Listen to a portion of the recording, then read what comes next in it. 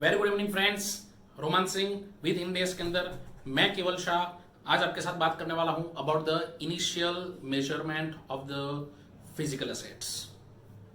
Last video के अंदर हमने देखा था various kind of physical assets और वो फिजिकल एसेट्स के लिए कौन से हमारे पास इंडेस है। बेसिकली 4 इंडेस के ऊपर हमने बात की थी। Ind AS 16 that is property plant and equipment, Ind AS 40 that was the investment property, Ind AS 41 that is the agriculture products, and index 105 that is a non current assets held for the sale। ये video के अंदर हम लोग बात करने वाले हैं ये चारों चार इंडेक्स के अंदर जो 4 प्रकार की असेट्स है उसको आप बुक्स के ऊपर कितने पे दिखाओगे, that is called as measurement.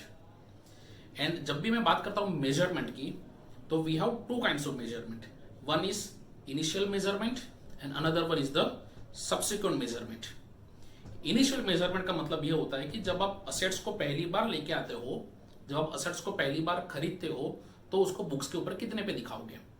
And subsequent measurement का मतलब यह होता है कि भाई 2 साल के बाद 3 साल के बाद जब भी आप उसको रिवैल्यूएशन करते हो तो बुक्स के ऊपर कितने पे दिखा रहे हो, that is called as subsequent measurement और रिवैल्यूएशन। सो ये वीडियो के अंदर मैं आपके साथ बात करने वाला हूं ओनली अबाउट इनिशियल मेजरमेंट। चलो सो मैं शुरू करता हूं इंडेस 16 से, that is property plant and equipment. वैसे इंडेस 16 और इंडेस 40 दैट इज इन्वेस्टमेंट प्रॉपर्टी, दोनों का इनिशियल मेजरमेंट का क्राइटेरिया और अकाउंटिंग सेम है। सो मैं 16 और 40 को साथ में लेके जा रहा हूं।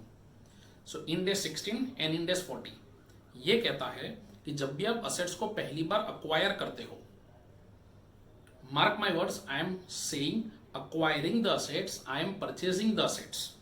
एक्सचेंज में असेट्स को लेके नहीं आ रहा हूं, एक्सचेंज इज डिफरेंट थिंग। जहां पे मैं एक असेट्स देता हूं सामने से तो एक असेट्स लेके आता हूं, that is a different thing, उसका अपने बाद में देखते हैं।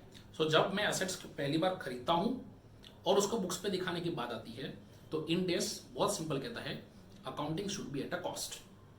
Now what do you mean by cost, तो purchase cost plus any non refundable taxes plus indirect expense related to that asset, ये 3 चीज आप ऐड कर दो। और अगर और भी कोई खर्चे हो जो स्पेसिफिक हो regarding the acquisition of the assets तो आप उसको ऐड कर सकते हो। सो 16 एंड 40 ये दोनों एक चीज बहुत क्लियर कर देते हैं कि जब आप असेट्स को पहली बार अक्वायर करते हो तो आपको उसको कॉस्ट पे दिखाना है। Now I am talking about the exchange of assets. अगर मैंने असेट्स को एक्सचेंज पे खरीदी है, मतलब मैंने एक असेट दी है और सामने से एक असेट को मैं लेके आ रहा हूं। So when you acquired the assets in a exchange transaction तो आप असेट्स को कितने पे दिखाओगे, तो आप असेट्स को फेयर वैल्यू के ऊपर दिखाओगे। किसकी फेयर वैल्यू, तो fair value of the asset received और fair value of the asset given up. लेकिन यहां पे एक चीज ध्यान रखने की बात है कि जो असेट्स हम लोग लेके आ रहे हैं, if that asset does not have a fair value or it lacks commercial substance, तो वो असेट जो हम लोग लेके आ रहे हैं उसको भी हम लोग कॉस्ट पे ही दिखाएंगे। I repeat, so when assets is acquired in an exchange तो दिखाना है फेयर वैल्यू के ऊपर। कब फेयर वैल्यू के ऊपर नहीं दिखाना है, तो बहुत सिंपल, अगर फेयर वैल्यू अवेलेबल नहीं है तो फेयर वैल्यू के ऊपर कैसे दिखाओगे, तो नहीं दिखाना है। And second, if the asset which is received lacks commercial substance तो आप असेट्स को कॉस्ट पे दिखाओगे। So what do you mean by commercial substance, commercial substance का मतलब ये होता है कि जब कोई असेट मेरी कंपनी के अंदर आती है, जब कोई असेट मैं खरीदता हूं और मेरी कंपनी के कैश फ्लो के ऊपर कोई फर्क ही नहीं पड़ता है, तो मैं ये कहता हूं कि this asset lakhs commercial substance.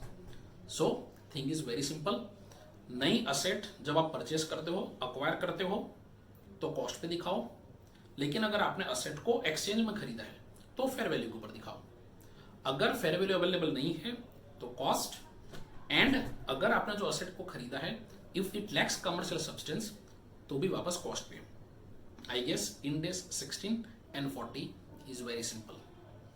Now when it comes to Ind AS 105 का मतलब तो यही होता है कि हम लोग असेट को शॉर्ट टाइम के अंदर बेचने वाले हैं।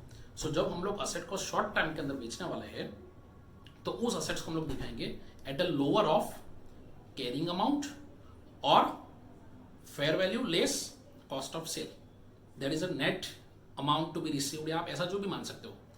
सो आई रिपीट 105 बहुत सिंपल है sir, whichever is lower, कौन सी चीज, तो कैरिंग अमाउंट और fair value less cost of sale, इसको ऊपर आपको असेट को दिखानी है. That's it.